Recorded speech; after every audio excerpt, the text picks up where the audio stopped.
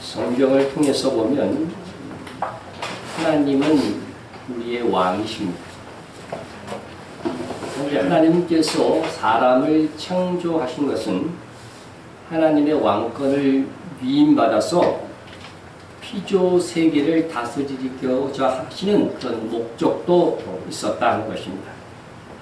하나님이 이르시되 우리의 형상을 따라 우리의 모양대로 우리가 사람을 만들고 그들로 바다의 물고기와 하늘의 새와 가축과 온 땅과 땅에 기는 모든 것을 다스리게 하자 하시고, 세계를 다스리게 하자, 사람으로 다스리게 하자, 그런 이 하나님, 이 삼위 하나님 상호 간의 이 말씀은 하나님의 왕권을 우리에게 위임해서 다스리게 하고자 하셨던 하나님의 계획이셨습니다. 그러나 사람이 이제 옛뱀의 미혹을 받아서 타락함으로써 이 왕적 권세를 거의 다 상실해 버리고 말았습니다. 하지만 주님 다시 오실 때에 천년 왕국에서 우리가 주와 함께 왕노릇하게 될 것이라고 하는 신약 성경의 여러 차례의 이 진술들은 바로 하나님께서 창조 시에 계획하셨던 그 계획이 성취되는 그런 때인 것입니다. 이러한 왕이신 하나님의 왕권을 위임받아서 하나님께서 지으신 세상을 다스리는 이 하나님의 계획, 이것을 또한 대적하고 나온 사람이 아니죠. 나온 자가 사탄, 마귀인 것입니다. 그러므로 하나님의 계획이 이루어지려고 한다면 이 사탄, 마귀의 이 일은 어떻게 돼요? 괴멸되어야 되는 거죠. 그래서 예수님께서 오신 이유가 이 마귀의 일을 멸하기 위해서 오신 것입니다. 죄를 짓는 자는 마귀에게 속하나니 마귀는 처음부터 범죄함이라.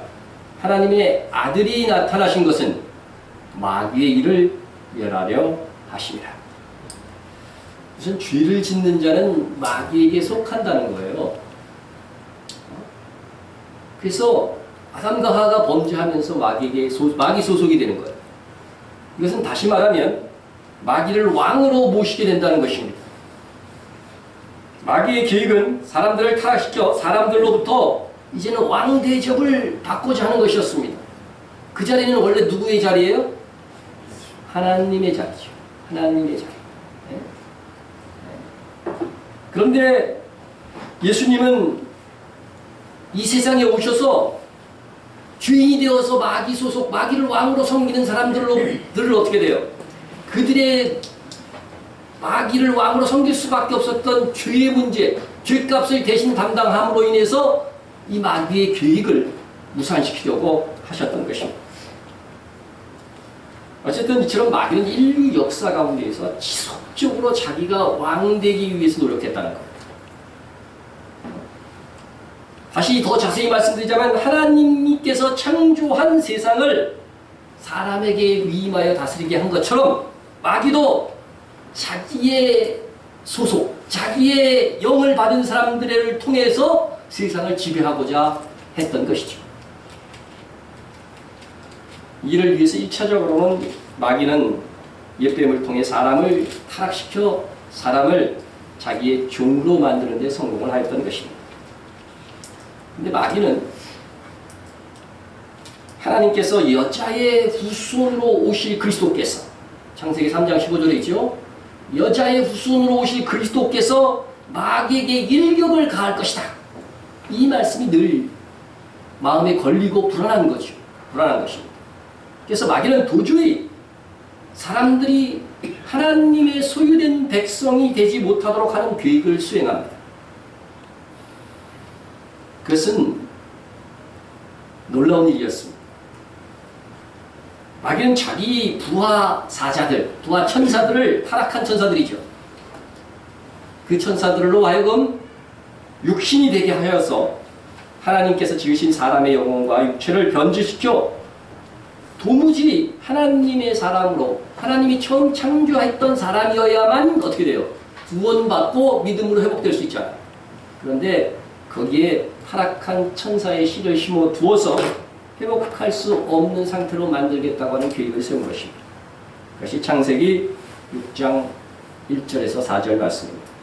먼저 1, 2절을 보면 사람이 땅 위에 번성하기 시작할 때에 그들에게서 딸들이 나니 하나님의 아들들이 사람의 딸들의 아름다움을 보고 자기들이 좋아하는 모든 여자를 아내로 삼으시다. 네필림에 대해서는 사실은 전에 계시록 강의할 때 이미 말씀드린 바가 있어요. 그렇지만 조금 더 업그레이드해서 오늘 말씀을 드리려고 합니다. 그러니까 이 말씀을 살필 때에 사람이 땅 위에 번성하기 시작할 때에 그들에게서 딸들이 났다는 이 말씀에 주의를 기울여야 됩니다. 2절에 보면 하나님의 아들들과 사람의 딸들이 나오는데 1절에서는 사람이 번성하기 시작할 때에 그들에게서 사람의 아들들과 딸들이 나왔다. 이렇게 말해야 정상이죠. 그렇죠? 네, 정상입니다. 그런데 사람들에게서 딸들만 나왔다. 이렇게 소개하고 2절에서 갑자기 하나님의 아들들이 등장한다. 그렇다면 하나님의 아들들은 사람에게서 낳은 자식이 아니라는 소리가 되는 겁니다. 성경에서 하나님의 아들들은 두 가지의 경우로 나타납니다. 첫째는 천사를 가리키는 경우고 두 번째는 하나님을 믿는 자녀들을 가리키는 것입니다. 자, 그것을 한번 우선 이게 굉장히 중요한 부분이니까 성경에서 근거를 찾아보겠습니다. 먼저 하나님의 아들들이 천사를 의미하는 성경 구절입니다. 그때에 새벽별들이 기뻐 노래하며 하나님의 아들들이 다 기뻐 소리 질렀느니라. 이 말씀은 하나님께서 천지 창조하실 때의 말씀이에요. 그러니까 사람이 창조되기 전에 누가 있었느냐? 새벽별들이 있었다. 하나님의 아들들이 있었다고 이렇게 말하는 것입니다. 여러분 욥기서도 시가서 형식으로 기록되었기 때문에 이것은 평행법으로 해석을 해야 됩니다. 자주 말씀드렸지만 이 평행법은 한 소절이 두 구절로 이렇게 항상 편성이 되는데 앞에서 진술한 내용은 뒤에서 반복 상세히 해석되며 진술된다는 것입니다.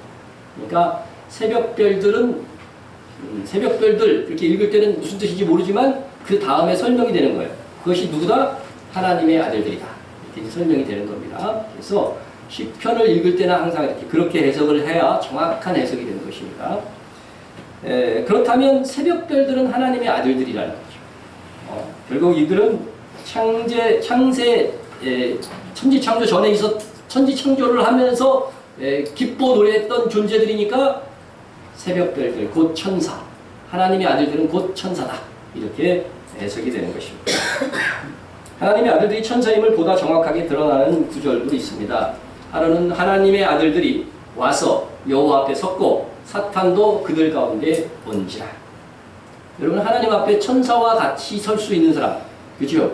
사탄과 같이 설 수 있는 사람은 없죠. 이건 천사예요, 그죠? 그래서 하나님 앞에 하나님의 아들들, 즉 천사를 의미하는 거죠. 이 천사와 사탄이 함께 서 있었다 하는 것들을 알 수가 있는 것입니다. 여기서는 도무지 천사 외에는 하나님의 아들을 달리 해석할 수가 없습니다. 자, 그럼 두 번째는 믿음의 사람들을 의미하는 성경 구절도 있어요. 하나님의 아들들이.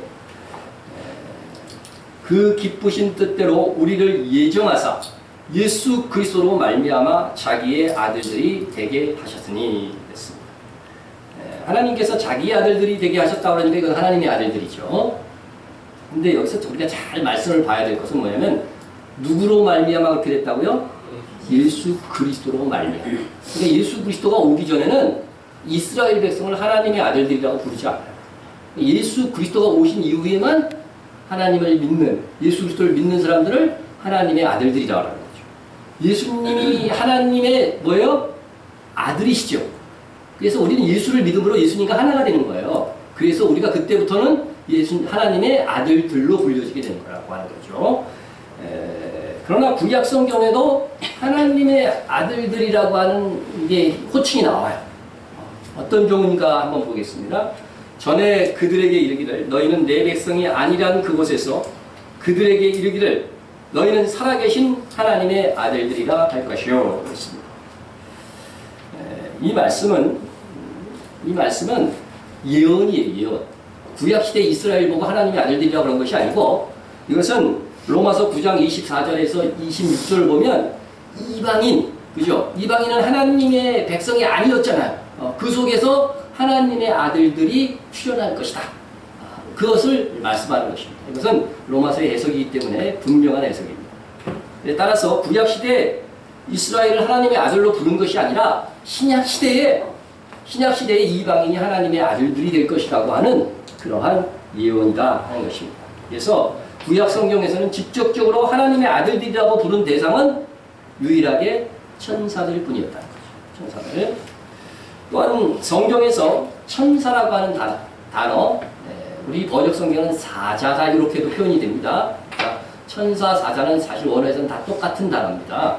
근데 이 천사라는 단어가 나올 때에도 어떤 경우는 천사를 진짜 지명을 한 거고 어떤 경우에는 사람을 들어서도 역시 천사라고 표현했어요. 천사했습니다. 그건 요한계시록에서도 그렇죠. 일곱 교회의 사자에게 편지하라고 그랬는데 천사한테 편지할 필요가 있어요? 그 사자는 일곱 교회의 뭐예요? 지도자인 거죠. 지도자인 거죠. 그와 같이 사자라고 하는 단어도 천사나 사람 가리킬 수 있듯이 하나님의 아들들도 사람이나 천사를 다 이렇게 표현할 수 있는데 그래서 문맥을 잘 살펴야 되지만 특별히 구약 성경에는 예수 그리스도로 말미암아 하나님의 아들들이 되는 것이 아니기 때문에 이스라엘을 가리켜서는 하나님의 아들이라는 표현이 사용되지 않는다. 그래서 구약 성경에서 특별히 우리 오늘 본문에서 하나님의 아들들이라고 하는 것은 천사들이다.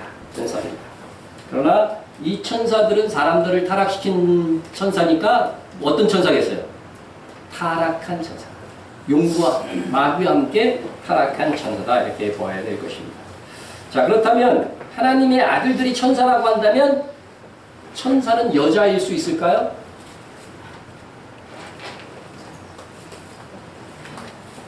천사는 여자일 수 없습니다. 또 아기 천사가 존재할까요? 존재할 수 없어요. 천사는 어떻게 돼요? 결혼이 할 수 없도록 하나님께서 정해놓으셨기 때문에 그런 것들은 성경과는 다른 것이다. 이 생각하시기를 바라겠습니다. 그래서 이 영적 존재로 생육하고 번성하는 것은 누구에게 주어진 특권이에요? 우리 사람에게만 주어진 특권이라고 하는 것입니다. 그럼에도 불구하고 하나님께서는 천사들에게는 사람을 돕고 섬기기 위해서 지으셨기 때문에 사람의 모습으로 변신하여 나타날 수 있는 능력을 허락하여 주셨다는 거예요. 그래서 특별히 여자로는 변신이 안 되고 남자로만 변신할 수 있다. 남자로 변화해서 성경에 보면 같이 자고 먹고 하는 것이 분명히 창세기에도 기록되어져 있습니다.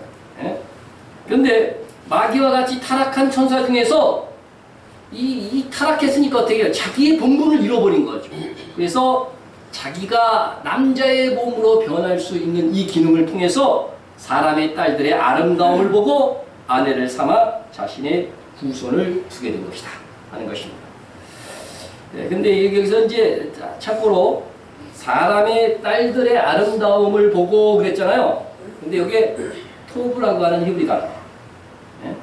그런데 사람의 정말 아름다움을 보고서 이 타락한 천사들이 이 여자들을 범했을 수도 있고 이 토브라고 한다는 아름답다는 뜻도 물론 있어요. 근데 그보다 더 우선된 뜻은 뭐냐면요. 선하다는 뜻이에요. 선하다. 다른 데 사용된 걸 한번 보겠어요. 여호와께 감사라 그는 선하시며 그 인자하심이 영원하니라. 이렇게 선하다고 하는 것이 더 우선적인 뜻이라고 합니다. 그러니까 이 사람의 딸들이 선함을 보고 이 타락한 천사들이 그들을 타락시키기 위한 방법으로서 그들을 아내로 삼았다. 이렇게 해석해도 된다는 거예요.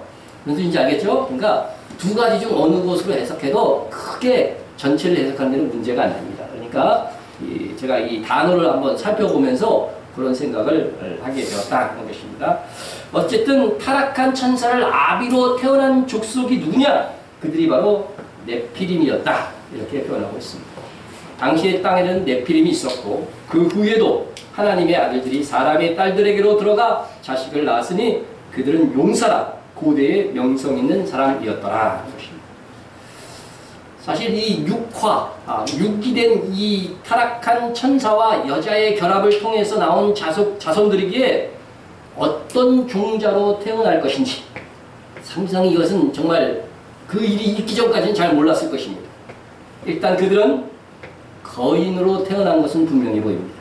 왜냐하면 네피림의 후손인 아낙자손이 후에 나오는데 보니까 그들이 거인이었다 이렇게 표현하고 있기 때문에 그렇습니다. 거기서 네피림의 후손인 아낙자손의 거인들을 보았나니 우리는 스스로 보기에도 메뚜기 같으니 그들이 보기에도 그와 같았을 것이니라. 네, 그래서 이 이스라엘 정탐꾼들이 가나안 땅을 탐지하고 보고하는 가운데 네피림의 후손인 아낙자손의 유일한 특징으로 그들이 뭐였다? 거인이었다. 그것을 말하고 있습니다. 그러면 이 당시만 해도 네피림이 누군지 다 알고 있는 거예요. 그렇죠? 그리고 네피림이 거인이었다는 것은 이 당시에는 거의 상식으로 다 알고 있는 거란 말이죠. 네? 우리가 성경을 너무 지나치게 영해하려고 하는 그런 경향들이 있는데 아낙자손이 네피림의 후손이라고 하면 네피림의 후손인 거예요. 말씀 그대로 우리가 받아들여야 돼요. 근데 자꾸 이게 해석이 어렵다 그래가지고서 어렵다 그래서 이것은 정신적인 후손이다. 과장법이다. 막 이런 식으로 해석을 한다고 하는 것입니다. 네?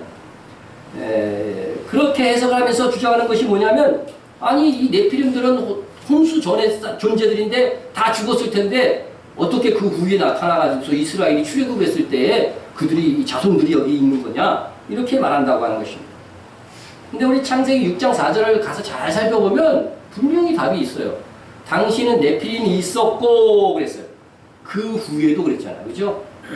지금 창세기 6장부터는 대홍수 사건을 기록하는 거예요. 그러니까 그 후에도 하나님의 아들이 사람의 딸들에게 들어와 자식을 낳았다는 것은 홍수 후에도 계속 있었던 사건이라는 거죠. 그러니까 네피림은 그 후에도 생성이 되었고 그 후손들이 이어졌다고 하는 것을 성경이 분명히 말해주고 있다는 것입니다. 자, 그래서 이렇게 홍수 이후에도 타락한 천사와 여자의 결합으로 나온 네피림이 존재했고 그 후에 이 네피림들이 종족을 이어가서 아낙자손, 르바임 자손, 아모리 족속 등으로 이렇게 번져나간 것입니다. 여러분 이스라엘 민족이 이제 가나안에 입성하기 전에 그 싸웠던 이 족속들을 가만히 보면요 거의 다 거인이었어요. 일반 사람들은 그렇게 큰 문제가 안 됐어요. 네, 한번 성경을 봅시다. 이스라엘이 가나안에 이제 입성하려고 할 때에 두 정탐꾼을 보내가지고서 정보를 들었는데 어떤 정보를 듣게 됐느냐면요. 보세요. 이런 정보를 듣게 됐어요. 이는 너희가 애굽에서 나올 때에 여호와께서 너희 앞에서 홍해물을 마르게 하신 일과 첫째는 홍해 바다를 갈라서 건너겠다는 것이 이 전해진 거죠. 이 일에 놀란 거예요. 그래서 두려워한 거예요. 싸우기도 전에. 또 하나는 뭐냐면 너희가 요단 저쪽에 있는 아모리 사람의 도왕 시온과 옥에게 행한 일, 곧 그들을 전멸시킨 일을 우리가 들었습니다. 여러분, 이스라엘 민족이 가나안을 정복해 갈 때 도처에 거인족들이 있었어요. 네? 가나안 족속의 대표 족속이 성경에 딱 한 족속만 얘기할 때는 아모리 족속을 얘기합니다. 그런데 이 아모리 족속의 두 왕을 이미 죽였다고 하는 거예요. 이게 왜 놀라웠고 두려운 일이냐? 이들이 거인족이거든요. 거인족. 그래서 거인족이기 때문에 이스라엘이 도저히 이길 수 없었다고 본 거예요. 네? 자, 여기서 나온 이 옥이라고 돼 있잖아요. 옥이 얼마나 큰 사람이었는가 한번 보세요. 르바임 족속에 남은 자는 바산왕 옥뿐이었으며 그의 침상은 철침상이라 아직도 암몬 족속의 라빠에 있지 아니하냐. 그것을 사람의 보통 규빗으로 재면 그 길이가 9규빗이요 너비가 4규빗이니라. 보통 이 한 규빗을 보통 사람 규빗은 이 손끝에서 이 팔꿈치까지이기 때문에 사람 길이에 따른 틀리지. 보통 규빗이라고 얘기한 거예요. 그래서 보통 규빗은 한 45cm, 보통 규빗은 45에서 50cm 사이거든요. 그러니까 작게 잡아 45cm로 잡아도 4m가 넘어요. 9규빗이요. 4m가 넘습니다. 그러면은 여러분 그 사람의 키도 거의 4m를 육박했다는 거예요. 네, 육박했다는 거죠. 네. 그리고 아모리인들에 대한 후대의 선지자들의 진술을 보아도 그들이 다 거인이었다고 하는 걸 증명하고 있습니다. 내가 아모리 사람들을 그들 앞에서 멸하였나니 그 키는 뭐 같다? 백향목 높이와 강하게는 상수리나무 같은 엄청나게 큰 나무거든요. 백향목. 그러니까 그들의 키가 말씀 그대로 받아들여야 돼요. 아모리 족속은 키가 그렇게 컸다는 거예요. 거인이었다고 하는 것이죠. 네? 또 가나안 정복의 공신인 여호수아 다음으로 공신이 누구예요? 갈렙이죠. 그죠? 갈렙. 네? 갈렙이 기럇 아르바라고 하는 이 헤브론, 그죠? 헤브론을 점령하는 자에게 뭐라고 하냐면 자기 딸을 주겠다고 공약을 합니다. 여러분, 그 정도로 헤브론은 어떻다는 거예요? 정복하기가 쉽지 않다는 뜻이죠. 쉽지 않다. 자기 딸을 줄 정도로 내볼 거면은요, 그죠? 갈렙은 대표자인데 그 상속까지 다 받는 거 아니에요, 그죠? 그래서 왜 그랬을까? 왜냐하면 그곳에도 역시 누가 살고 있어서 거인족들이 살고 있기 때문에 그런 거예요.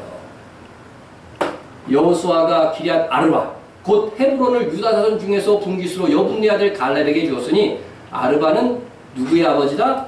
아낙의 아버지다. 이런 아까 아낙 자손이 거인이라고 나왔었잖아요. 근데 그 아낙 자손의 아버지가 아르바였다고 하니까 그러니까 이 헤브론에 사는 사람들도 엄청난 거인이었다는 거죠. 엄청난 거인이었다는 거죠.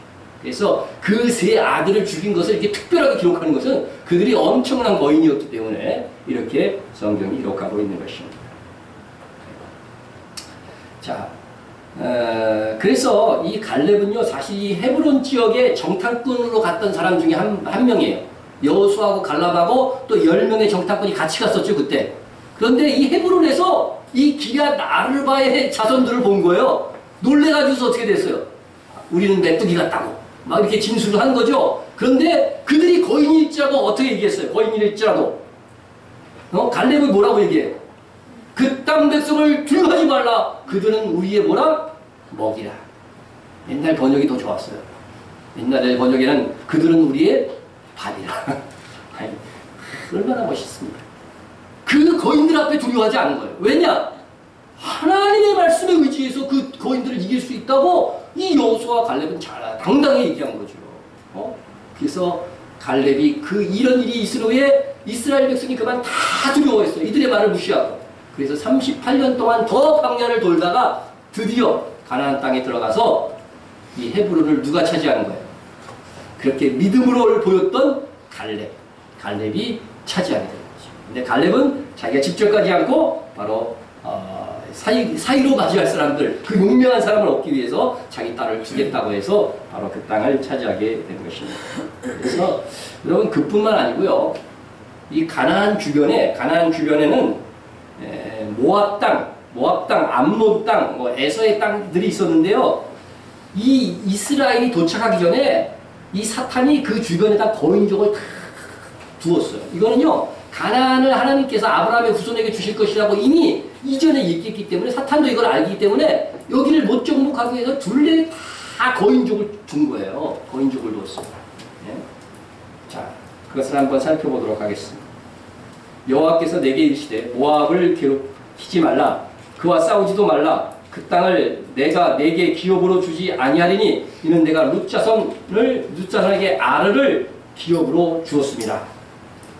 자, 이 아르 지역이 어떤 지역인지 보세요. 이전에는 에님 사람이 거기 거주하였는데 아낙 족속같이, 아낙 족속이 아까 거인족이라 나왔죠, 그죠? 아낙 족속같이 강하고 많고 키가 크므로 그들을 아낙 족속과 같이 르바임이라고 불렀으나 모압 사람은 그들을 에님이라 불렀으며 됐습니다. 그럼 이건 뭐예요? 모압 지역에도 가나안 딱 인근이니까 이 거인족을 사탄이 둔 거예요. 그런데 하나님께서 이 모압 족속에게 그 땅을 주기 위해서 어떻게 하셨다는 거예요? 그 거인족을 미리 모압에게 패하게 만들었다고 하는 것이죠. 네? 또 모압 땅 르바임 지역에서도 마찬가지예요. 이것도 르바임의 땅이라 하였다니 전에 르바임이 거기 거주하였으며 암몬 족속은 그들을 삼순밈이라고 일컬었으며 그 백성은 아낙 족속과 같이 강하고 많고 키가 컸으나 네? 여호와께서 암몬 족속 앞에서 그들을 멸하셨으므로 암몬 족속이 대신하여 그 땅을 거주하였다. 여러분, 이 삼순민이라고 불리우는 이 거인 족속을 누가 멸했다고 되어 있어요, 지금? 여호와께서예요, 그죠? 여호와께서 멸하시고 그 땅은 암몬 족속에게 줬다. 그래서 이스라엘 백성이 오기 전에 이 거인족을 미리 없애버린 거죠, 하나님께서. 없애버린 것입니다. 여러분, 성경에서 왜 이렇게 자꾸 거인족에 대한 이 이야기들을 이 자꾸 가나안 입성 과정 속에서 하시는가 그 이유를 알아야 된다는 거죠. 그래서 성경 전체를 통해서. 예? 그래서 이처럼 마귀는 가나안 주변의 주위 그리고 가장 중심인 그 헤브론에 거인 족속이 자리 잡게 해서 하나님께서 가나안 땅을 이스라엘 자손에게 주려는 계획을 방해하고자 한 것이다 하는 것입니다. 이는 다 하나님을 대적하는 사탄의 계획이었던 것입니다. 여러분들 왜 하나님께서 이렇게 가나안 족속을 불쌍히 여기지 말고 어떻게 돼요? 완전히 멸하려고 하셨는가? 그 이유를 알아야 되는 거예요. 그 이유를. 그들은 타락한 천사의 씨가 그죠? 섞인 거예요. 네피림의 후손이기 때문에 씨가 막 그 속에 막 살면서 섞여버린 것입니다. 그래서 그런데 이스라엘이 하나님의 명령에 가나안 족속을 다 멸했어요, 안 멸했어요? 다 안 멸하는 바람에 가나안에 여전히 그런 거인의 씨들이 남겨져 있는 거죠. 네? 그래서 성경에는 보면은요, 다윗 시대까지도요, 이 거인족이 여전히 존재했던 것을 알 수 있어요. 성경에 보시면은 다윗의 용사들의 이름이 거론되는데 누가 다윗의 용사인가? 네? 다 거인들을 멸했다 하는 것들을 그들의 그 용사됨을 높여주고 있어요. 거인들을 멸했기 때문에. 봅시다. 그 후에 다시 블레셋 사람과 곱에서 전쟁할 때에 후사 사람 십북에는 거인족의 아들 중에 삽을 쳐 죽였고 또다시 블레셋 사람 곱에서 전쟁할 때에 베들레헴 사람 야레 오르김의 아들 엘하나는 가드의 골리앗의 아우라우미를 죽였는데 그 자의 창자로는 배틀채 같았더라. 네? 여러분 골리앗이 돌연변이로 큰 게 아니고 그 자식들이 다 그 형제들이 다 큰 거 보니까 이건 거인족인 거예요. 거인족이죠. 네? 계속 봅니다. 또 가드에서 전쟁할 때 그곳에 키가 큰 자 하나는 손가락과 발가락에 각기 6개씩 모두 24개가 있는데 그도 거인족의 소생이다. 네. 발가락 6개, 손가락 6개인 사람들 중에서 거인족이 있었어요. 네? 요즘 이게 화석으로 여러분 나온 거 나중에 보여드릴게요. 네? 그가 이스라엘 사람들을 능욕함으로 다윗의 형 삼마의 아들 요나단이 그를 죽입니다. 이 네 사람의 가드의 거인족의 소생이 다윗의 손과 그의 부하들의 손에 다 넘어졌더라. 정말 이 거인족을 물리친 다윗과 그의 용사들의 이야기를 성경에서 칭송하고 있는 거죠. 네? 그러면 다윗은 예수 그리스도의 모형이 되는 인물이죠. 그죠? 다윗처럼 왕으로 오실 그리스도이기 때문에 그런데 이 다윗의 용사들이 블레셋 거인족을 멸하는 자들이었다 하는 것입니다. 이처럼 성경에서 거인족을 멸하는 내용이 노아의 홍수 때부터 시작해서 홍수의 다윗 시대까지 이르는 것을 보게 됩니다. 정말 하나님께서 거인족의 씨를 말리는 이유가 뭘까? 어떻게든지 이 거인족은 그냥 다 죽이려고 하는 거죠. 그들과 피가 섞인 사람들까지 다 죽이려고 하는 것이죠. 네? 그것은 다 네피림의 씨가 섞였다는 거죠. 네? 그렇게 되면요, 하나님이 처음 창조할 때 인간이 아니라는 거예요. 네? 창세기 6장 4절로 가서 네피림에 대한 설명을 다시 봅니다. 이 네피림이 하나님의 아들들이 사람의 딸들에게 들어와 자식을 낳았으니 그들이 뭐가 됐다고요? 용사라. 고대의 명성 있는 사람이었더라 했습니다. 용사라고 하는 것은 긍정적으로 쓰면은 다윗의 용사, 하나님의 용사 좋은 말이죠. 그죠? 그런데 이게 부정적으로 사용되어 거죠, 여기서는. 그래서 여러분 이 용사라고 하는 말이 부정적으로 사용된 예가 창세기의 한 인물에 대해 적용이 나와요. 요하고 똑같은 표현, 용사라고 하는 단어로. 그게 누구냐 봅시다. 구스가 또 니므롯을 낳았으니 그는 세상의 첫 용사라. 그러면 역대상인가 하에서도 이 니므롯에 대해서 쫙 족보에 대해서 얘기하면서 니므롯만 따로 조금 더 설명을 해요. 족보 중에. 그러면서 세상에 처음 난 영걸이다. 그 영걸이라는 표현이 용사하고 똑같은 단어예요. 네? 이렇게 나옵니다. 자, 그래서 니므롯이 세상의 용사, 첫 용사라고 그랬는데, 그러면 어떤 용사냐? 설명이 중요합니다. 그가 여호와 앞에서 용감한 사냥꾼이 되었습니다. 속담에 이르기를 아몬은 여호와 앞에 니므롯같이 용감한 사냥꾼이라 하더라. 이렇게 보면 이 니므롯에 대해서 그리고 별로 얼핏 읽으면 나쁜 표현이 아닌 것 같아요. 그죠? 아닌 것 같아요. 그런데 여기서 여호와 앞에서 할 때 요 앞에서라고 하는 것은 사전을 찾아보면 맞은편에서 그런 뜻이 있어요. 맞은편. 그러니까 여호와의 반대편에서 여호와를 대적하는 용감한 사냥꾼이다. 이런 의미가 되는 것입니다. 그래서 니므롯은 고대의 유명한 용사라고 한 것으로 보아서 그도 사냥꾼이라고 한 것으로 보아서 그도 네피림이라 여겨집니다.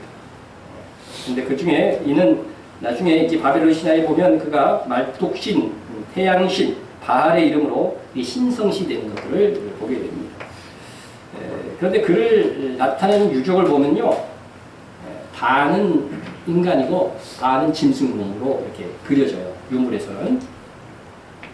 여기 그런 것입니다.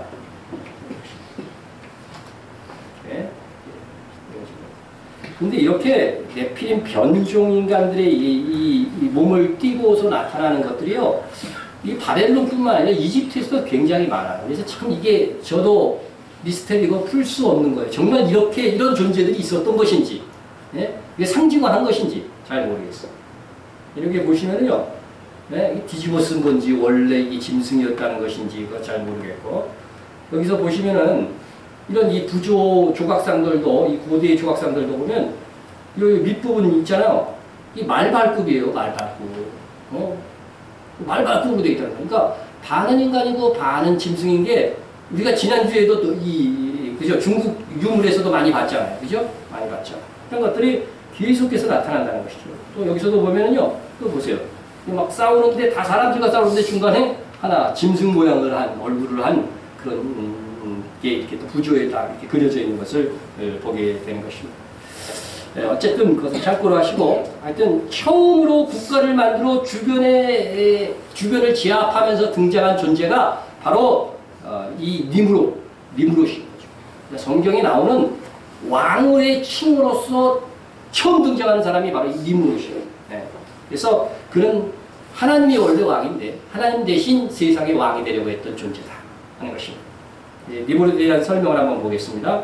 그의 나라는 정확하게 하면 여기 왕자가 들어갑니다. 왕국은 신할 땅의 바벨과 에렉과 신할 땅의 바벨이 왜 중요해요?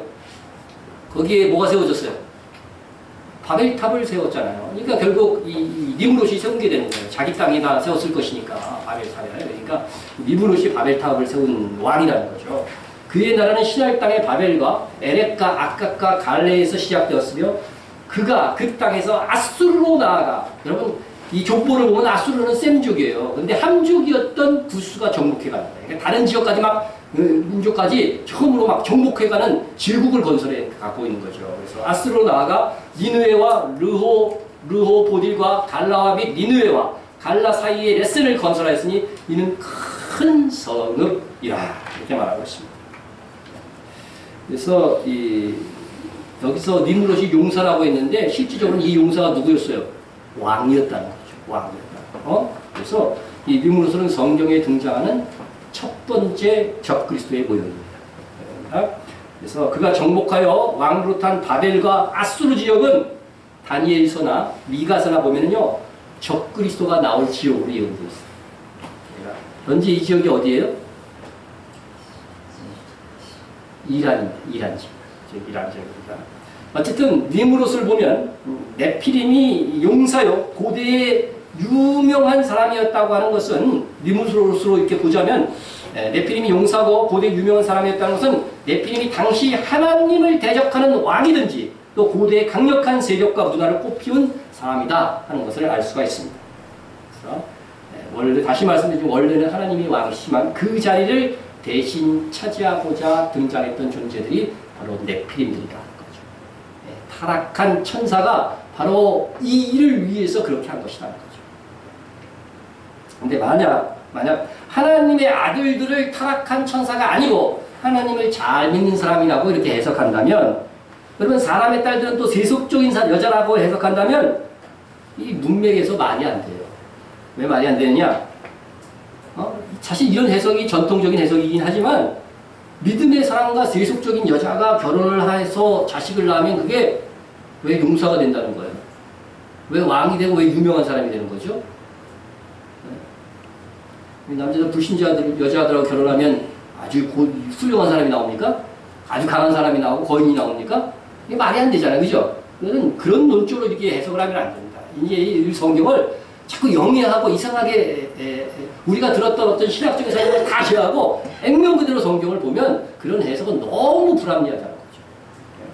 그래서 네피림이라고 하는 이 단어 자체도 그 추락하다, 타락하다라는 뜻을 가진 이 네팔이라고 하는 단어에서 붙여진 이름으로 네피림은 추락, 타락한 천사가 그들의 아비가 된다는 뜻이기도 하는 것입니다.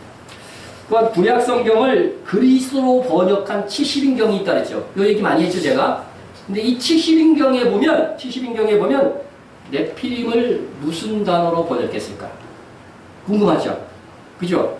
이 번역한 단어를 보면 당시의 사람들은 다 네피림을 알고 있었잖아요, 존재를. 성경에 보니까. 그러면 네피림이 어떤 존재들로 생각했는가 하는 것들을 우리가 분명한 답을 얻을 수 있다는 것이죠. 그래서 70인경에는 뭐라고 해석했느냐? 기간테스로 했어요. 기간테스. 이미 예전에 말씀드린 바 있어요. 근데 단수로 하면 기가스예요. 기가스. 근데 이 기간테스는 그리스 신화에 나오는 존재인데 순수 인간이 아니에요. 네? 반은 인간이고 반은 짐승이에요. 여기도.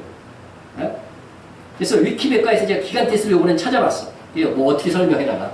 네, 그래서 보십시다. 기간테스는 그리스 신화에 나오는 거인족이래요.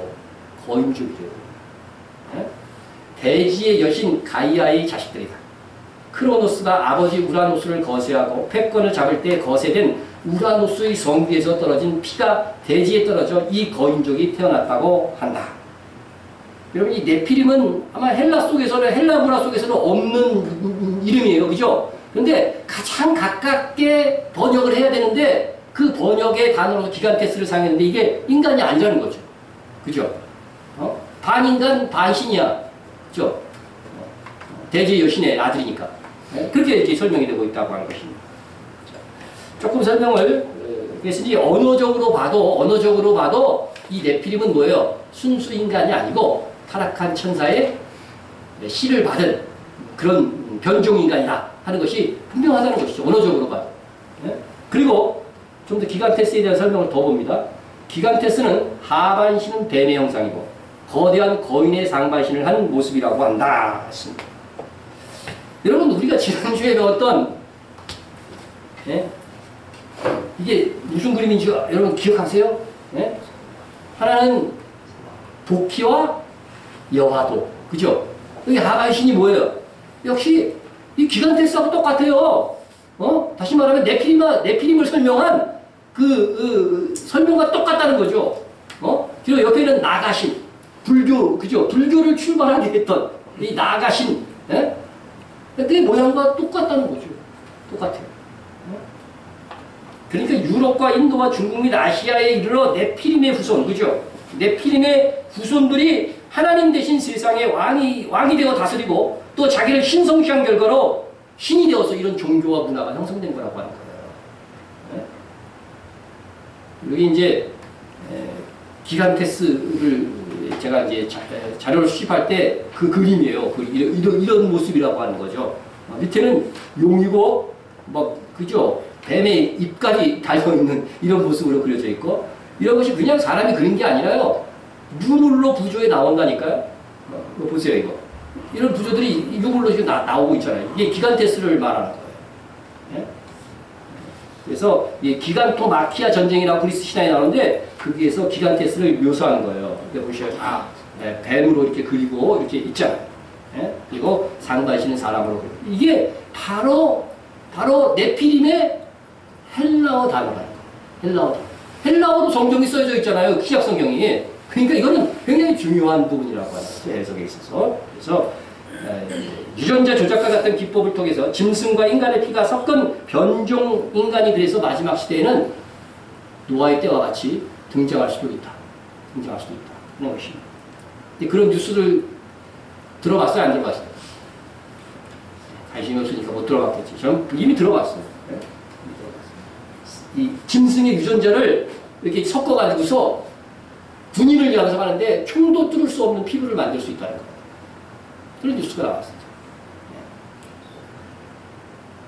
특히 적그리스도와 거짓 선자를 다니엘서나 요한계시록에서 인간이 아닌 뭐로 표현하고 있어요? 짐승이라고 그러잖아요. 그죠? 짐승이라고 표현한 것을 보면 그럴 수도 있겠다. 그런 생각을 하게 되는 것이죠. 노아 시대에 그 시대를 대홍수로 심판할 수밖에 없었던 이유를 성경은 이렇게 말씀하고 있습니다. 이거는 뭐냐면요. 오늘날은요. 이 기간테스 네피림이잖아요. 히브리어로 하면 기간테스가 네피림이잖아요. 이 네피림을 굉장히 막 지금 영웅시하는. 그래서 아이들 게임 캐릭터로 나와요. 여기 기간테스라고 써 있잖아요. 그게 지금 세상이요. 저기 하나님을 대적했던 자들을 영웅시하고, 그죠? 대단한 존재로 이렇게 막 그리는 이게 암암리에 이건 정말 우리가 막을 수 없는 거잖아요. 사탄이 암암리에 다 하고 있는 일이라고 하는 것이죠. 다시 노아 시대 때 노아 시대를 심판할 수밖에 없었던 이유. 여호와께서 이르시되 나의 영이 영원히 사람과 함께 하지 아니하리니 이는 그들이 뭐가 되니라? 육신이 되리라. 여러분 육신적이 돼도 그 얘기하고 하나님 백성 될 수 있잖아요. 근데 여기에서 육신은 그럼 도저히 하나님께서 구원해낼 수 없는 육신이 되었다고 하는 이 표현은 도대체 뭘까 하는 거죠. 이게 바로 타락한 천사의 씨가 섞였다고 하는 거죠. 섞여서. 구원할 수 없는 육신이 됐기 때문에 이게 이제 계속해서 번져갈 거 아니에요. 계속해서 섞어져 가니까 그 시대에 완전히 하나님께서 멸망시킨 것이다 하는 것입니다. 타락한 천사의 씨와 인간의 씨가 섞이면 어떤 결과를 가져오는 것일까? 그것이 바로 창세기 6장 4절에서 답을 주고 있는 것입니다. 그래서 천사는요, 첫째로 천사는 인간보다 능력면에서 강하기 때문에 힘센 거인으로 태어납니다. 둘째는 천사는 인간보다 지혜로울까요? 안 지혜로울까요? 훨씬 더 지혜로워요. IQ가 훨씬 더 높아요. 네? 그러니까 이 천사들이 자기들이 훨씬 이 창조된 능력면에서는 훨씬 큰데 사람을 섬기라고 하니까 여기 타락한 천사들이 뚝딱지가 나가지고서 지금 타락한 거 아니에요. 우리는 능력면에서 더 못하지만 어떻게 돼요? 하나님의 더 사랑을 받는 거예요. 네? 그렇죠? 그래서 신랑 잘 만나면요 별 볼 일 없는 여자도 갑자기 커지잖아요. 네? 그거 마찬가지예요. 우리는요 우리 신랑이 누구예요? 예수님이잖아요. 신랑 잘못 만나서 신세 망친 분들 진짜 신랑은 예수님이니까 걱정하지 마세요. 아니 우리 사모 어떻게 크게 안 하는데 어떻게 된 거예요? 자, 그럼 마가복음에 나오는 귀신 들린 자의 설명을 보면 귀신 중에서 힘센 귀신이 있다는 걸 우리가 보게 돼요. 그 사람은 무덤 사이에 거처하는데 이제는 아무도 그를 쇠사슬로 맬 수 없게 되었으니 이는 여러 번 고랑과 쇠사슬에 매였어도 쇠사슬을 끊고 고랑을 깨뜨렸음이로라. 그리하여 아무도 그를 제어할 힘이 없는지라. 쇠사슬로 사람들이 막 제 앞에 가서 묶어놨더니 쇠사슬 다 끊어요. 이제는 점점 더 힘이 세져가지고 어떻게 돼요? 사람들이 갖다 묶을 수도 없는 그런 형편이 됐다는 거죠. 그리고 귀신 들린 자들의 그 기록을 제가 보니까 10살 소년인데 남자 장정 3사람이 그냥 잡아다가 그것도 잡아다가 집에다 뒀다. 뭐 그런 내용들도 나오더라고요. 능력면에서 얼마나 대단한지 애굽의 요술사들 있잖아요. 그죠? 창세기 나오는 출애굽기에 나오죠. 참. 애굽의 요술사들이 지팡이로 뱀이 되게 했어요, 안 했어요? 했어요. 물이 피가 되게 했어요. 개구리가 하수에서 올라오는 일들까지 막 따라 다 했어요. 네? 그러면 예수님이 오시기 전에 예수님께서 이 사탄의 머리를 상하게 하시기 전까지는 지금 시대보다는 훨씬 더 강한 능력들을 발휘했다는 거예요. 그렇죠? 둘째로 그들이 이 타락한 천사들이 지혜롭다고 하는 것은 이 귀신들이나 타락한 천사랑 똑같은 말이에요. 그죠? 근데 그들이 가진 이 통찰력을 봐서도 알 수가 있습니다. 예수님을 하나님의 아들로 다 알아보지 못하는 상황 속에서 누가 알아봐요? 우리말로 하면 미친놈이 알아봤어요. 귀신 들린 사람이 알아본 거예요. 그러니까 귀신이 알아본 거죠. 그러니까 오늘날도 귀신에게 주술적인 방법으로 자기 영혼을 팔고 지혜를 빌려서 유명 작가가 되고 스타가 되는 사람들이 있는 것을 알게 됩니다. 그러니까 스타가 되는 길을 귀신은 다 알고 있다는 거예요. 그 방법대로. 이게 드라마를 어떻게 써야 사람들이 잘 보고 그런 것도 다 알아요. 그래서 그렇게 막 지시를 하는 거죠. 얼마 전에 우리 어머님한테 얘기 들었더니 우리 있던 데가 제가 어렸을 때 살던 데가요. 저기에 무당들이 이렇게 많았어요. 무당의 집합소야. 근데 그 무당 중에 하나가 얼마 후에 우리 어머니 보고 친척이 올 거라고 그랬대요. 전혀 알지 못했던 친척이. 그랬더니 정말로 왔어요. 뭐처럼 한 거예요? 무당이? 귀신 들렸으니까 귀신처럼 하는 거죠. 이게 그런 통찰력을 갖고 있다니까. 그러니까 우리가 천사처럼 안다고 말하지 않고 뭐 귀신처럼 안다고 말해요. 천사는 알아도 그런 것들을 함부로 하나님이 정해진 규율하게 되어 있기 때문에 함부로 누설하지 않잖아요.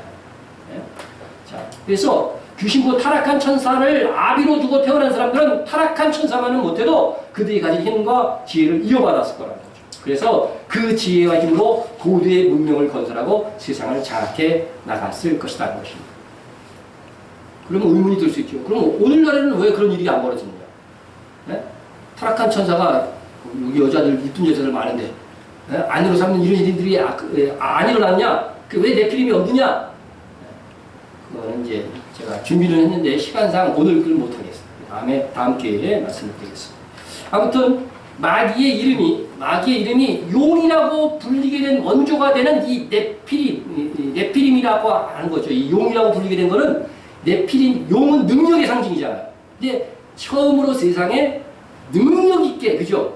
사탄의 종으로 일하는 사람이 네피림이에요. 그래서 사탄이 용이라는 친구는 이 네피림이 원조가 돼서 나온 이름이라는 거예요. 이런 해석이 옳다면 이는 고대의 유물을 통해서 증명이 되어져야 된다는 거죠. 이미 그 유물들은 충분히 나왔어요. 근데 자꾸 이 진화론자들이 자꾸 감추죠. 자신들의 목적에 의해서. 하지만 계속들이 너무 많은 자료가 나와가지고서 이제는 학자들 간에서 우리의 이 상고 고대사를 다시 써야 된다 하는 그런 사람들이 많이 나오고 있고 실제로 그것을 연구하는 사람들이 많이 생긴 형국입니다. 그래서 성경을 기준으로만 이렇게 유물을 성경의 사실은 옳다 하는 이 기준을 통해서만 이 유물들을 살피면은요 보다 쉽게 진정한 상고의 역사를 확립할 수 있다는 것입니다. 마지막 시대에 이 크리스천 역사학자들이요 이것을 밝혀가지고서 사람들로 하여금 성경과 복음을 더욱더 쉽게 접근할 수 있도록 하는 그런 역할을 했으면 좋겠다. 그런 마음입니다. 자, 우선 성경이 사실이라면 전 세계에 거인들의 유골이 발견돼야 될까요? 안 돼야 될까요? 발견돼야 사실이죠. 특별히 노아 때 죽은 사람들 중에는 그죠? 홍수 전에 죽었다고 판명되는 사람들에게는 더 거인들이 많아요. 또 그들이 타락한 천사의 지혜를 유전적으로 받았다고 한다면 상당히 발달된 도시와 문명을 갖고 있어요. 물론 오늘날도 이렇게 과학 문명이 발달했지만 또 지구촌 뭐 아마존이나 저 아프리카에서는 어떻게 원시인처럼 사는 사람들도 있잖아요. 그러니까 그 당시에도 원시적인 유물이 있어야 되지만 굉장히 고도로 발달된 유물도 역시 또 있어야 된다는 거죠. 또한 네피림은 홍수 후에도 존재했다고 성경이 되어 있기 때문에 현대에 따라갈 수 없는 기술과 과학이 홍수 후의 역사의 유물 속에서도 어느 정도 나와야 된다는 것입니다. 그래서 그걸 좀 오늘 제가 길게 살펴보려고 합니다. 자, 이 그림은 한번 본 적이 있을 거예요.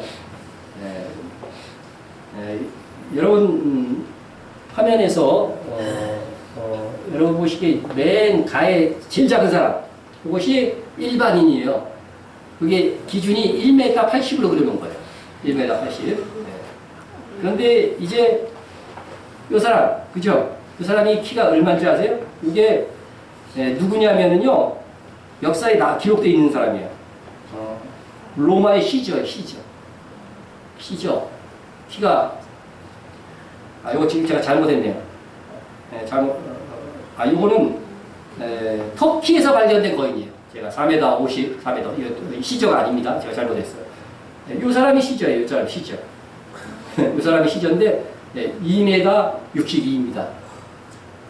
지금으로 해도 지금 세계 최장신이 몇 메타예요? 2m 60 되는 사람 봤어요? 못 본 것 같아요. 그러니까 시저는 오늘날 태어났으면 세계 최장신이지. 거인족인 거예요. 시저도. 거인족인 것이. 그리고 이 사람 골리앗이에요. 골리앗은 2m 74. 시저보다 조금 더 컸어요. 골리앗이 거인으로 나온데도 그러니까 골리앗이나 시저랑 비슷한 거죠. 그 다음에 이 사람은 6m 30, 1577년 스위스에서 발견됩니다. 이것은 7m 6월이에요. 7m 6월. 이것은 프랑스에서 1456년에 발견돼요. 이 사람 있죠, 이 사람. 이 사람은 7m 80. 프랑스에서 1613년에 발견됐어요. 요 비음을 같은 사람은 몇 메타 될 것 같아요? 11m. 제일 큰 사람으로 발견됐어요. 여러분, 이렇게 많이 발견되니까 거인이 있었다는 거예요, 없었다는 거예요? 있은 거예요. 여러분, 이게 자꾸 이 진화론자들은 이게 설명이 안 되니까 자꾸 이게 박물관 같은 데서 자꾸 없애부르는데 이게 뭐 아무리 없애도 신문 기사 그건 없앨 수가 없어요. 그렇죠? 인쇄물은 없앨 수 없단 말이죠. 이제 그런 것들을 통해서 제가 설명을 할게요. 그래서 이제 스위스에서 요 발견된 유물을 통해서 이제 다 발견되지 않았어요. 그래서 다리 같은 것도 좀 만들어요. 이렇게 만들어가지고서 이제 그 비율대로 만들어갖고 키가 얼마나 되나 이렇게 이제 보는 거예요. 그래서 한 층으로 안 돼가지고서 이제 이게 2층이에요. 그래서 7m 60짜리 이 거인을 이제 박물관에다 처음으로 이렇게 만드는 거죠. 중간 부분. 전체 부분입니다. 그래서 이렇게 엄청난 거인들이 실존하고 그 뼈들이 지금 발굴되고 있다는 것입니다. 제일 중요한 건 신문이죠. 얘네들이, 이 거인들이 이거를 계속해서 감춰도 신문 기사는 감출 수가 없잖아요. 그죠? 그래서 거인들이 이게 등장했다고 하는 신문 기사를 제가 이제 어떤 목사님이 다 수집을 해놔서 다행히 저는 쉽게 얻었어요. 그래서 여기 이제 어디에요?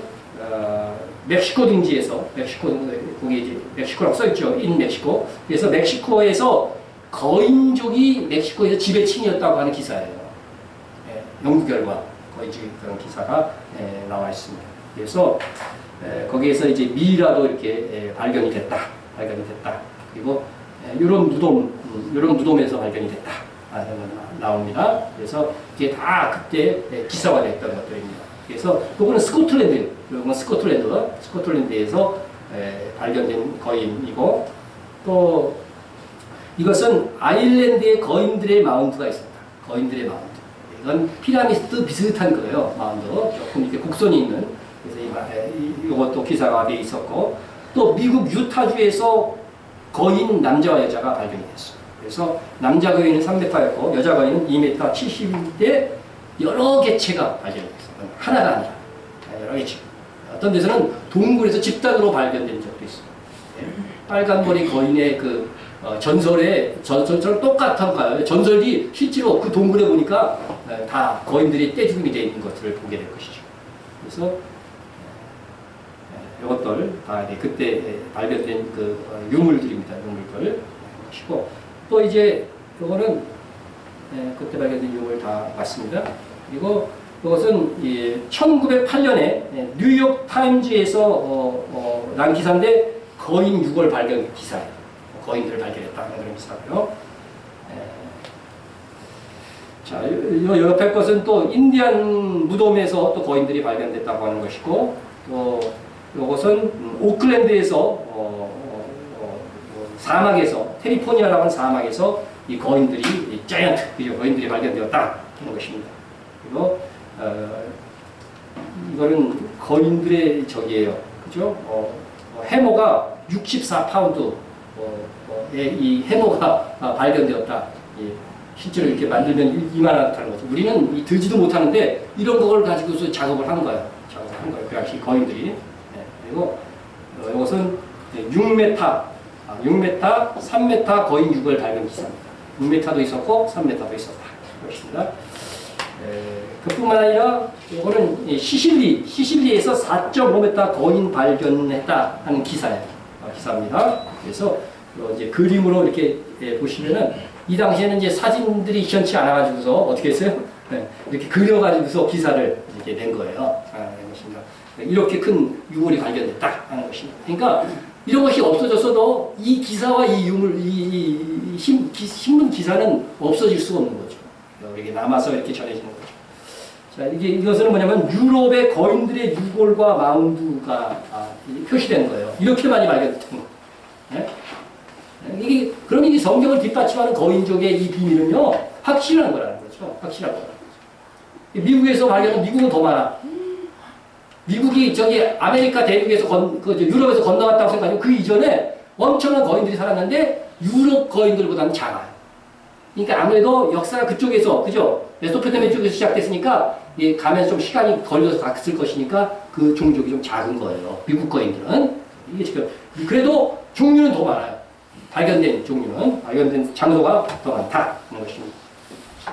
자, 그리고 일본에서도 443cm의 거인 발자국이 이제 일본 큐슈 지방에서 발견됐어요.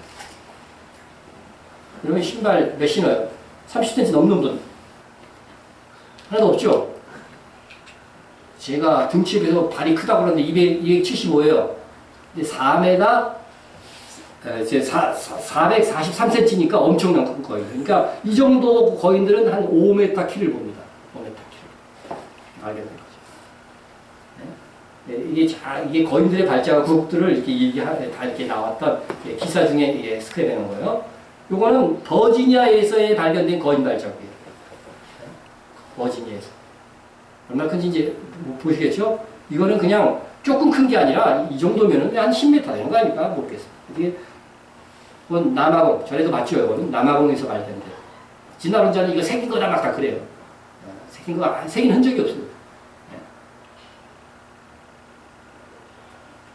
이게 바로 이제 6발가락이에요. 6발가락. 그러니까 성경에 6발가락의 거인이 있었다고 하는 그 기록이 증명이 되는 거야. 거인족 중에 5발가락도 있지만 6발가락 꽤 발견이 된다는 거야.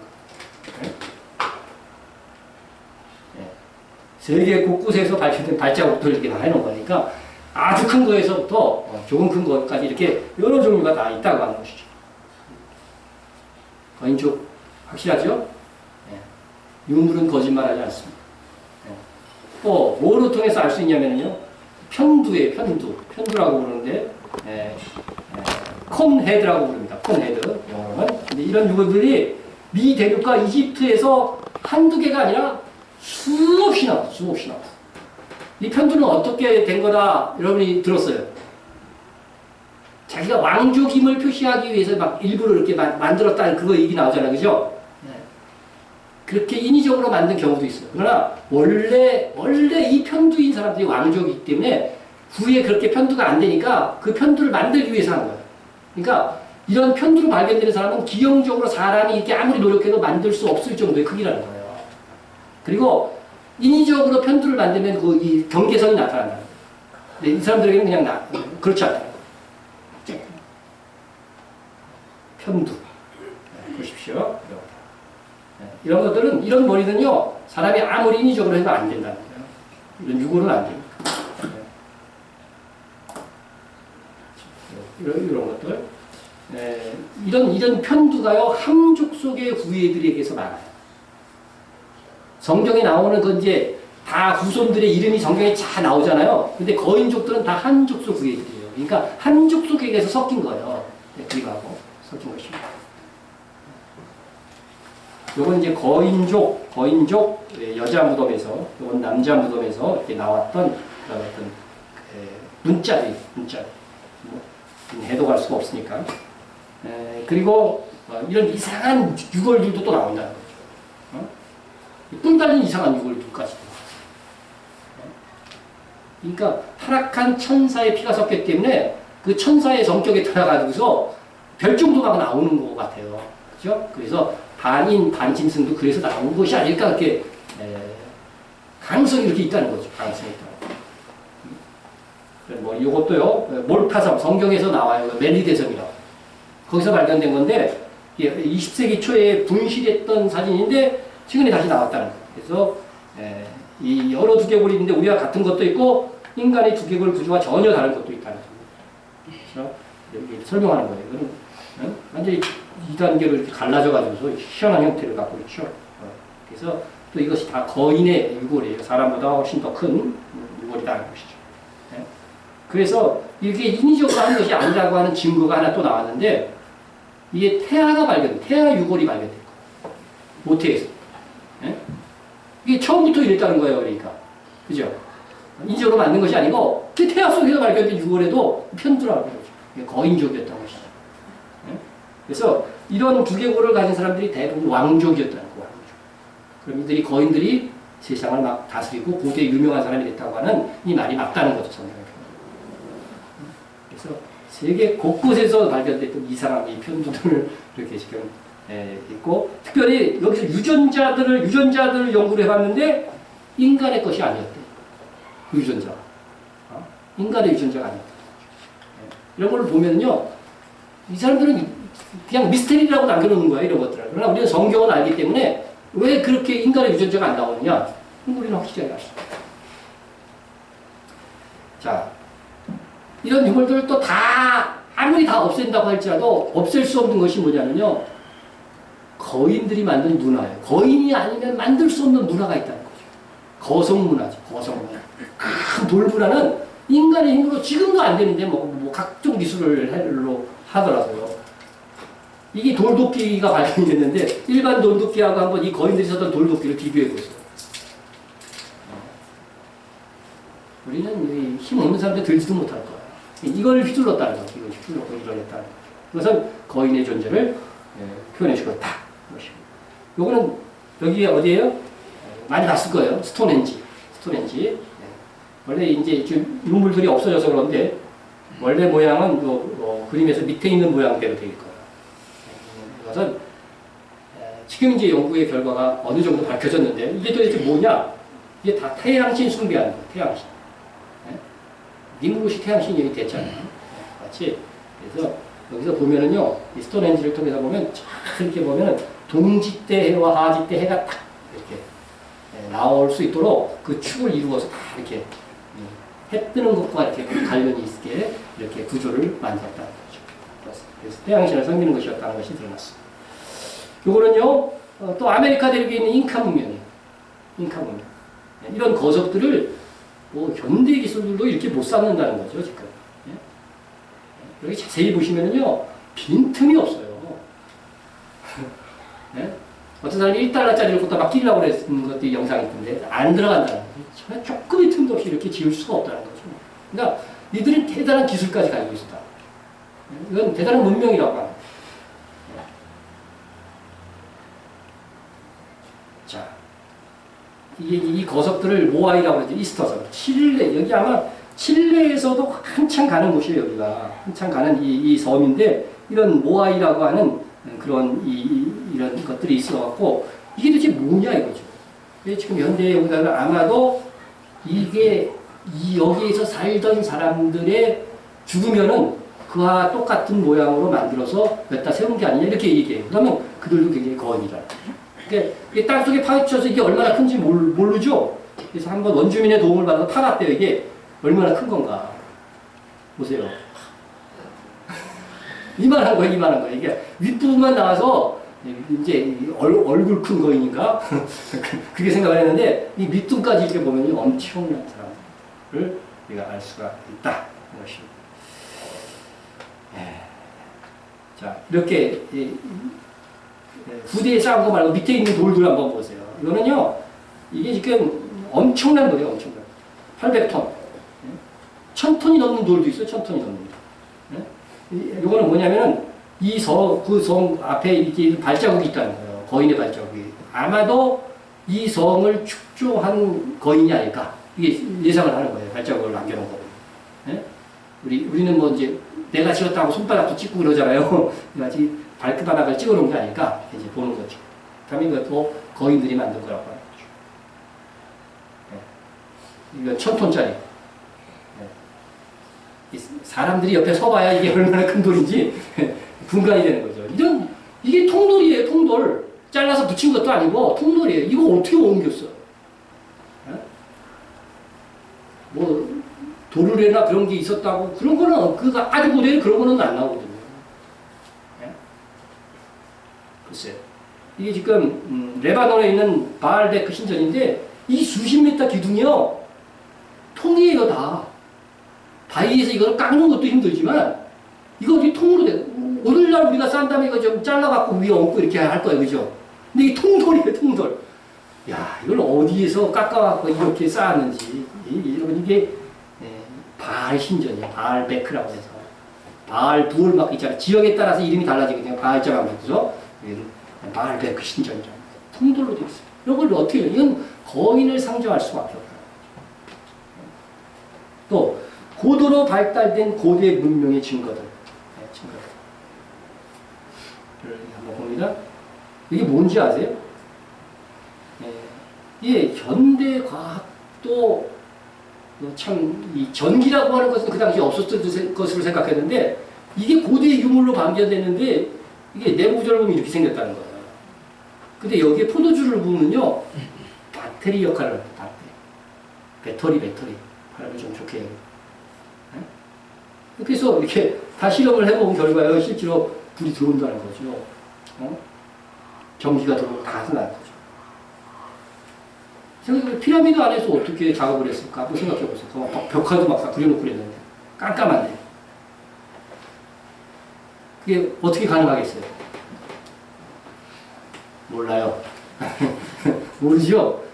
여러분 그렇게 할 수 있었던 것은 분명한 그와 상관하는 어떤 능력이 있다는 거죠. 그것은 내가 5일회 때 조금 더 말씀드릴게요. 네? 자, 이 바벨론 유물들 중에서는 또 놀랄만한 수학의 원리들이 다 표시가 되어 있는 진흙, 이 점토판들이 이 발견이 돼요. 이건데요. 이거는 뭐냐면은 기하학을 담은 거예요, 기하학. 그리고 정말 이 사라진 문명 속에서 아주 난이도 높은 수학의 문제들이라든가 이런 기하학의 이런 점토판들이 발견이 된다 하는 것입니다. 그렇다면 이들이 어떻게 돼요? 그들의 문명이 원신이 아니라는 거예요. 네? 그리고 또 하나 얘기해드려보면 그런 아틀란티스라고 들어봤어요? 네, 들어봤죠? 네, 아틀란티스. 네.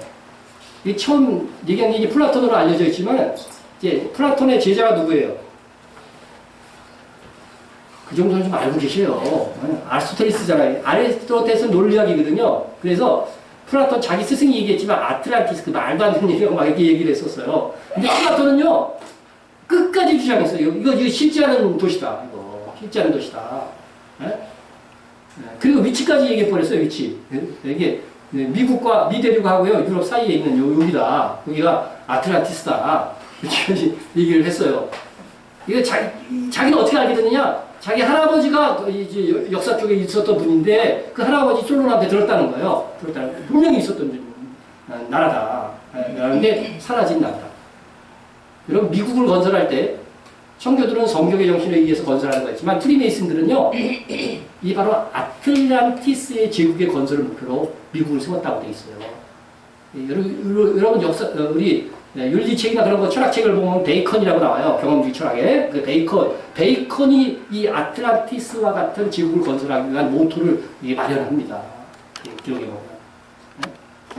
그래서 이게 아틀란티스의 이 존재를 로마의 역사가들도요, 기록을 했어요. 플라톤뿐만 아니라. 실제로 존재하는 것이라고 기록을 했어요.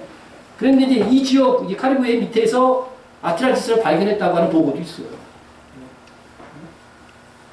이게 이제 바로 그런 아틀란티스다. 이게 이제 바다에서 발견됐다고 해서 이렇게 이제 보고한 내용들입니다. 그러니까 굉장히 이 발달된 문명이 바닷속에 수장되어 있는데 왜 바닷속에 수장되어 있을까요? 관심이 없습니까?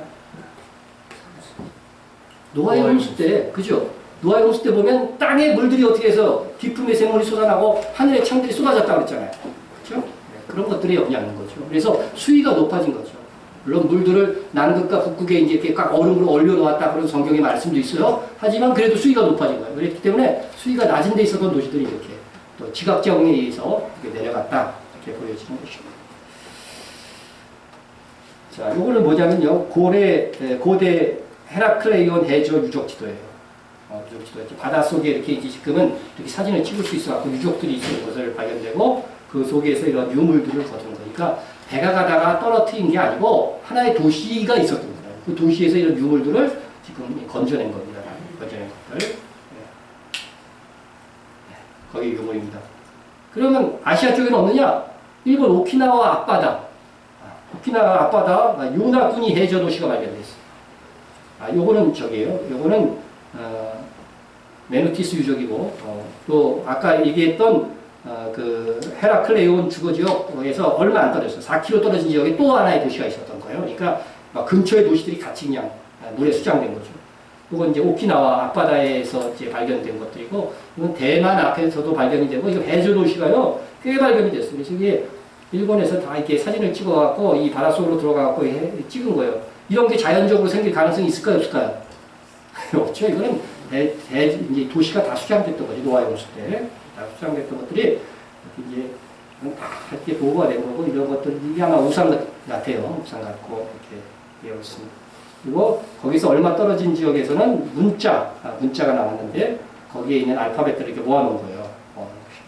그러니까 이런 문자들이 있었다는 것은 굉장히 발달된 문화를 이미 가지고 있었다는 것을 우리가 알 수 있습니다. 자, 근데 현대의 프리메이슨들은 이 프리메이슨들은 피라미드는 그다음에 이제 피라미드를 보겠어요. 이거는 해저 거대 조각물 아까 일본 거 있잖아요. 일본 거를 조감도로 이렇게 그린 거예요. 이 스쿠버 다이빙 하는 사람들이 보고서 이렇게 그려나온 것들이에요. 자, 여기에 미국의 1달러에 들어있는 거죠. 있는 그림이죠. 네 번째는 피라미드를 보는데, 피라미드를 5예배 때 제가 하려고 해요. 5예배 하려고 그러는데, 중심으로 하려고 그러는데, 그 앞부분만 조금 이제 보겠습니다. 그래서, 이 프리미스인들이 이렇게 피라미드를 축조하는데, 이 피라미드들도 거인이 아니면 만들 수 없는 구조죠.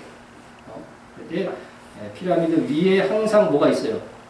전시안이 있죠. 이제 요거는 우리나라 섭지코지에서 있는 구조물인데, 전시안이 여기는 속에 들어있어요. 그죠? 들어가 있어요. 누구죠? 드래곤. 드래곤이 뭐라고 그랬어요? 용이라고 그랬죠. 그러니까 얘도 이제 그 위에 이게 돌아나게 띄우죠. 띄우죠. 그게 왜 이렇게 띄우는가 하는 것들 나중에 설명을 하게 되는데, 어쨌든 고개 고 위에 부분에다가 눈깔 하나를 이렇게 딱 그려놨죠. 이 호루스의 눈이라고 해갖고 전시안입니다. 그래서 이 이집트의 왕이자 신을 이렇게 전시안으로 표현하는 거예요. 그러니까 결국은 이게 뭘 가리키는 거예요? 이 세상의 프리메이슨들은 마지막 왕이자 신으로 등장할 적그리스도를 예비하는 거예요. 예비하는 것이다. 자, 그래서 자세한 내용은 오후 예배 때 드릴 것인데, 다만 이 피라미드가 이러한 이제 노아 시대 이전에도요, 이 거대한 문명이 있었다. 네피림들이 문명이 있었다는 걸 제가 증명하기 위해서 이런 걸 다 보여드리는 거예요. 그래서 남극, 사람이 전혀 살지 않았던, 그죠? 우리가 아는 역사 속에는 전혀 살았던 남극, 얼마나 얼음덩어리 땅이에요. 거기서 지금 눈이 지구 온난화 때문에 막 조금씩 녹잖아요. 그래갖고 그런 규모가 드러났는데 제일 큰 건물이 피라미드니까 피라미드가 막 드러나는 거예요. 그러면 그때 거기에도 어떻게 돼요? 사람이 살았던 것이죠. 그러니까 성경 말씀대로 남극과 북극에 얼음을 얼려버렸으니까 그게 이제 묻힌 거죠. 그건 완전히 물 속에서 묻힌 거. 이제 그런 것이 드러나는 거예요. 이게 구글 어스로 여러분들도 볼 수 있어요. 눈이 조금 녹았을 때는 이게 구글 어스로 인터넷에 들어가서 살피면 이런 피라미드 구조들이 나온다는 거죠. 이렇게 인위적으로 만들어질 수 있는 구조가 아니에요. 이렇게 피라미드는 항상 정사각형이어야 되거든요. 이것들이 다 남극에서 발견된 피라미드들입니다. 그래서 우리가 이제 결론을 이렇게 말씀을 맺는 것은, 아무튼 용은 마귀의 능력을 보여주는 일입니다. 그래서 중국의 시조가 상반신은 사람이지만 하반신은 용으로 묘사됩니다. 또 석가모니가 불교를 창시할 때 어떻게 돼요? 용이 그를 7번 감고 그의 명상을 보았다. 그래서 용으로 인해서 어떻게 돼요? 불교가 출발한 것이다. 이거는 우리말이 아니고 불교 자체에서만 하는 얘기니까요. 하는 말이니까. 그렇게 돼 있어요. 그래서 여러분 또 네피림을 신약 성경의 언어인 헬라어로 기간테스라고 하는데, 기간테스 역시 상반신은 사람이고 하반신은 뭐다? 뱀, 용이다. 뱀과 용은 공통으로 써요. 그래서 이 나가라고 하는 말, 뱀이라는 말이 인도에서 번역될 때 중국에서 용으로 바뀐 거예요. 뱀과 용은 같은 언어라는 거죠. 자, 그래서 이렇게 이런 용들은 전부 다 뭐냐면 아주 강한 존재이거나 왕이었다는 거예요. 중국의 시조처럼 왕이었다는 거죠. 그래서 이들은 고대 세계를 다스렸던 고대 유명한 사람들이었고 용사였고 왕이었다는 거죠. 왕이었다는 거죠. 그들은 결국 하나님의 자리를 탐해하여서 용의 이 부하들이 이렇게 이 마귀가 자기가 이 세상 신으로, 이 세상 왕으로 존귀함을 받기 위해서 보낸 그런 사람들의 씨앗들이 다 이렇게 보는 것이 좋을 것입니다. 그래서 우리가 여기서 받아야 될 교훈은 무엇이냐? 그러니까 용이 가진 권세 때문에 그를 왕으로 섬기는 일은 절대 없어요. 물론 없을 것입니다. 그런데 이 용은 갈수록 힘이 더 세질 겁니다. 그래서 적그리스도가 이제 등장해서 13장에 보면 경제권을 쥐고 그리고 우상을 만들어서 숭배하게 만들 것이다. 이렇게 예언되어져 있습니다. 지금도 그러나 그 시대가 되기 전에 지금도 우리가 하나님보다 더 사랑하는 건 뭐예요? 우상이에요. 하나님이 좋습니까? 돈이 좋습니까? 여기에 자신있게 지금 말이 안 나오시는 분은 지금 우상을, 돈을 우상을. 믿음의 조상 아브라함은 100세에 낳은 아들보다 하나님을 더 사랑하죠. 사랑하는 순종으로 나타나는 거죠. 그죠? 네. 그러니까 여러분들도 하나님보다 자식 때문에 죄짓지 마세요. 그건 자식이 우상이 되는 거예요. 그죠? 네, 우상이 되는 겁니다. 그래서 우리도 그런 믿음을 가져야 됩니다. 그래서 예수님은 우리의 왕이시죠. 우리의 하나님이십니다. 그죠? 하나님이시에요. 그래서 분명히 요한계시록이 이렇게 말씀합니다. 그 옷과 그 다리에 이름을 쓴 것이 있으니 만왕의 왕이요 만주의 주라. 예수님은 여러분 성경에 보면 하나님을 만왕의 왕의 만주의 주라는 구절도 분명히 있어요. 그런데 예수님께서 아들이니까 어떻게 돼요? 상속을 받아서 만왕의 왕 만주의 주로 오는 거죠. 그래서 오해배 좀 하겠지만 이 호루스도 오시리스의 아들이에요. 아들이니까 그대로 성경 모양 그대로 따가지고서 그 예수님의 자리를 차지하기 위해서 호루스 눈을 거기 그려놓은 거라는 거예요. 오해배 때 여러분 더 자세히 알게 될 것입니다. 자, 여러분 아브라함처럼 해로울지라도 당장은 해로울지라도 그분의 말씀대로 사는 것이 하나님을 왕으로 섬기고 예수님을 왕으로 섬기는 것입니다. 그래서 우리가 주만 섬기고 주만 사랑하고 주님만을 위하여 승리하는 그리스도인. 그래서 주님 오실 때에 진정 평강 가운데 우리의 왕이신 예수님을 맞이하는 여러분이 되시기를 주님의 이름으로 축원합니다. 기도하겠습니다. 통성으로 한번 기도합니다. 마귀는요 거짓의 아비요. 역사도 막 이제 속이잖아요, 그죠? 그래서 거짓의 아비라고 하는 사실을 깨달아야 돼요. 그래서 이 성경 해석에 있어서 자꾸 속이는 일들을 하여 마귀는 교회 안에 들어왔습니다. 그래서 이런 마귀의 괴계를 이기게 하여 주옵소서 여러분 기도하시고요. 우리가 오직 하나님과 예수님만이 우리의 창조주요 왕으로 믿고 섬기겠습니다 하는 그 결단을 여러분 보여주시고 또 왕은요 백성을 보호해야 돼요. 그러니까 왕이신 하나님께서 우리를 보호해달라. 우리 교회와 우리의 나라와 우리의 가정과 그리고 나를 지켜주옵소서 기도하시고요. 또 선교의 비전을 위해서 또 우리가 북한과 박해 받는 세계 성도들을 위해서 또 우리가 기도하는 제목을 따라서 우리 화면을 보시면서 또 기도하도록 하겠습니다. 통성으로 기도합니다. 사랑의 하나님 아버지 감사합니다. 오늘 우리와 함께